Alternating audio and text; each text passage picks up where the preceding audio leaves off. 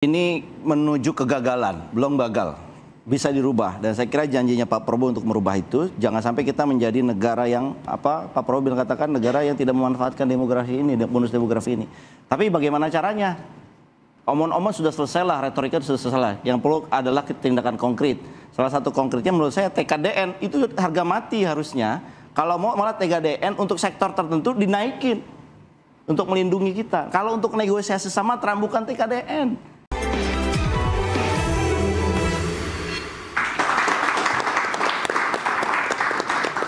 Kang Ujang Komarudin, salah satu yang dikhawatirkan oleh masyarakat termasuk saya sendiri adalah saat ini soal rencana relaksasi TKDN. Artinya apa? Artinya bahan mentah yang akan banyak diproduksi oleh Indonesia untuk dijual keluar, Kang. Itu rencana pemerintah sebenarnya seperti apa sih, Kang Ujang?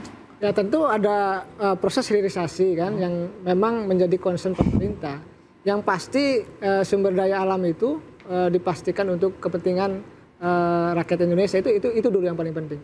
Yang kedua, terkait dengan persoalan-persoalan sumber daya alam yang begitu melimpah ini kan Pak Presiden sedang memfokuskan bahwa kan banyak persoalan nih, banyak problem yang dari dulu harus diselesaikan. Salah satunya misalkan Pak Presiden selalu dalam pidatonya mengatakan banyak izin-izin yang misalkan izinnya 1 hektar, tapi ilegalnya banyak. Ini kan sedang dikembalikan nih kepada negara melalui salah satunya BUMN Agrinas. Oleh karena itu ini menjadi penting untuk diketahui oleh seluruh rakyat Indonesia bahwa Presiden ingin bahwa sumber daya alam kita ini dikuasai oleh negara dan digunakan kepentingan untuk masyarakat seluruhnya, untuk kepentingan masyarakat Indonesia.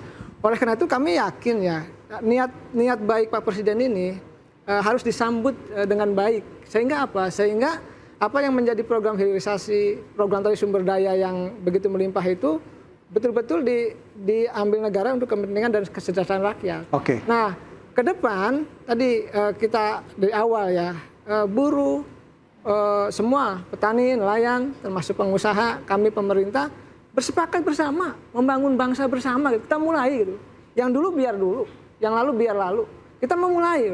Ada hal yang inilah yang ingin dibangun oleh Bapak Presiden. Makanya hadir di My Day ini menjadi tolak penting ya, tolak dasar untuk memastikan bahwa pembangunan Indonesia itu tidak bisa sendirian. Tidak bisa hanya dilakukan oleh kami, oleh pemerintah, tapi oleh semua komponen bangsa termasuk pengusaha dan kalangan buruh. Begitu. Baik, Mas Danang, dari sisi pengusaha, apa langkah cepat dan tepat atau crash program dari pemerintah yang diharapkan untuk mengatasi masalah ekonomi yang saat ini semakin lama, semakin hari semakin turun, Mas Danang? Ya, pertama kita harus menghargai ya visi Bapak Presiden untuk membangun kesejahteraan bangsa ini. Tapi di sisi lain pidato-pidato Bapak Presiden yang cukup banyak mengangkat masalah-masalah kesejahteraan, masalah-masalah perburuhan, masalah hilirisasi sumber daya alam dan segala macam itu, kami juga membuat kecemasan tersendiri dari retorik-retorik Bapak Presiden itu. Karena apa yang beliau sampaikan belum tentu bisa diterima seperti kearifan teknokratnya. Karena perintah Bapak Presiden kan harus diturunkan ke dalam kerangka regulasi. Ya. Ketika diturunkan dalam kerangka regulasi ini kan tergantung pada kepiawaian menterinya menerjemahkan pidato Presiden atau arahan Presiden. Dan kemudian menterinya juga tergantung pada eselon 1, eselon 2-nya untuk menyusunnya menjadi regulasi. Nah, contoh TKDN tadi. Ya. Mas Darta, pertanyaannya sama seperti... Aku boleh jelasin yang TKDN sebentar nggak? Nah, TKDN itu adalah salah satu bagian dari kepentingan nasional untuk melindungi industri dalam negeri. Presiden perintahkan untuk mengurangi TKDN atau mengabaikan. Berbahaya itu. TKDN adalah tingkat kandungan dalam negeri. Ketika itu dikurangi, maka banyak kandungan ekspor, kandungan impor akan masuk. Sehingga barang-barang jadi masuk ke Indonesia menjadi sangat luber, banjir gitu. Ada komponen lain yang disebut dengan kuota. Bapak Presiden, apa kuota itu? Buka aja. Kuota itu justru untuk melindungi juga dalam negeri. Dan di sisi lain kemudian ada juga pengaturan dalam negeri dalam bentuk pertek. Dan Bapak Presiden juga mengarahkan agar pertek direlaksasi, dilonggarkan. Padahal 3 komponen ini adalah bagian penting untuk melindungi industri. Melindungi industri adalah melindungi teman-teman buruh. Nah, sekarang masalah besarnya adalah bagaimana birokrat kita bisa menerjemahkan pidato-pidato politik, retorik-retorik politik Presiden itu dalam regulasi teknokrasinya. Baik. Saya ke Mas Darta, pertanyaannya sama seperti Kak Aryo ke Mas Danang, apa yang bisa dilakukan dalam waktu singkat menghadapi masalah seperti ini, tapi keburu? Kalau buat kami, yang terutama, karena kita mengikuti prinsip tripartisme dan lain-lain, kita mengikuti prinsip itu artinya kita harus mengedepankan dialog sesama manusianya. Ini mulai dirusak ketika penetapan upah itu dimulai, ini semua dimulai, kerusakannya dimulai ketika penetapan upah dilakukan dengan rumusan. Dia mengesampingkan fungsi manusianya, melakukan rumus. Nah sekarang kalau bisa, kami akan berusaha untuk mengembalikan itu. Dengan pengusaha dulu secara bipartit, baru kemudian kepada pemerintah. Karena tadi yang sudah dinyatakan juga oleh Bapak tadi itu, kalau seandainya permasalahan mereka akan menjadi permasalahan kami. Karena jujur, untuk mensejahterakan buruh itu Pak caranya cuma satu kan, majukan dulu perusahaannya baru minta banyak. Kalau mereka tutup, apa yang mau kami minta? Ya. Jadi harus ada memang juga ke aturan yang berjalan itu jangan berubah-berubah. Kayak tadi TKDN, sudah capek pengusaha kita memenuhi itu, sekarang diubah lagi, mau diubah lagi, buruhnya bagaimana gitu loh. Ini kan nggak bisa hanya diputuskan karena kondisi saat. Ini harus benar-benar dipikirkan secara matang supaya dampaknya lebih banyak positifnya dibanding negatifnya. Baik, saya ke Mas Hidayat. Mas Hidayat, kalau lihat dari kondisi Indonesia saat ini, PHK banyak, pengangguran banyak, lulusan universitas banyak, tidak terserap. Ini kegagalan dalam mengelola bonus demografi kah? Bisa disimpulkan seperti itu? Ini menuju kegagalan, belum gagal.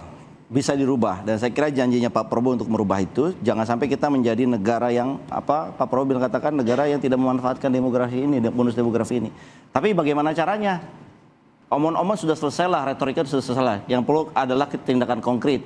Salah satu konkretnya menurut saya TKDN itu harga mati harusnya. Kalau mau malah TKDN untuk sektor tertentu dinaikin untuk melindungi kita. Kalau untuk negosiasi sama Trump bukan TKDN. Kita bisa menawarkan mineral kritis yang saat ini baru dikembangkan oleh salah satu negara. Belum Amerika, belum ada. Mereka bisa masuk ke situ.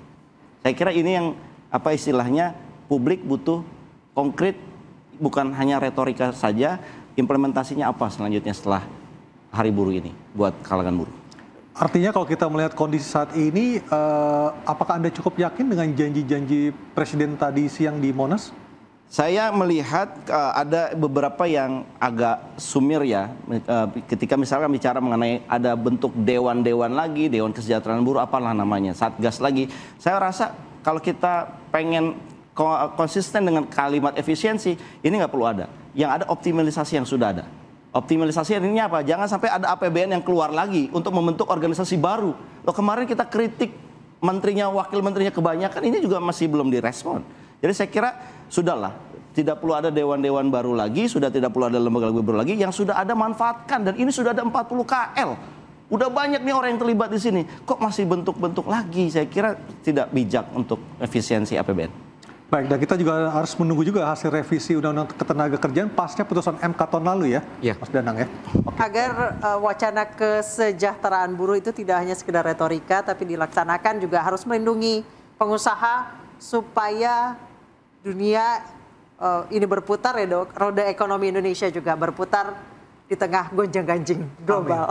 Kita akan, betul, saya Aryo Adi, kita akan tunggu bersama seperti apa langkah konkret dan juga langkah tegas, cepat dan tepat dari pemerintah untuk mengatasi masalah ekonomi ini. Pengusaha sejahtera, buruh sejahtera, kita semua menjadi bangsa yang kuat. Saya Aryo Ardi dan Anissa Dasuki pamit, interupsi akan hadir Kamis malam pekan depan dengan tema yang lain.